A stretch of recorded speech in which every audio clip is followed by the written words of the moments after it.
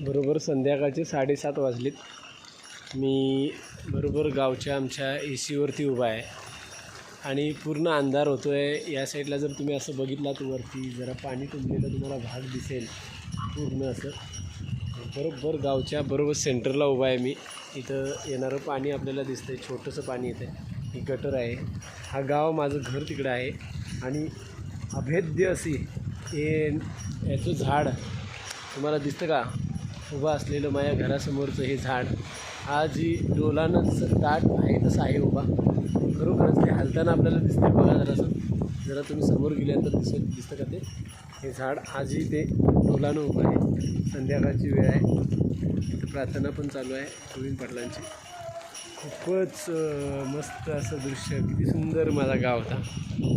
आणि मला खरोखरच वाईट वाटतं या गोष्टीचं की आम्हाला इथून सोडावं लागतं आहे. मी सगळ्यांना रिक्वेस्ट करतो आहे परत या माध्यमातून की परत या यार. खरोखर खूपच मस्त काय नजारा आहे. 6 वाजले 6:30 वाजले, तिथं अंधार पाहिजे आहे, मस्तपैकी लक्क प्रकाश आहे. हे आता समोर तुम्ही घरं बघताय, हे घर आहे आमचा. वाडा इथं पडला आहे, हा वाडा आहे आमचा.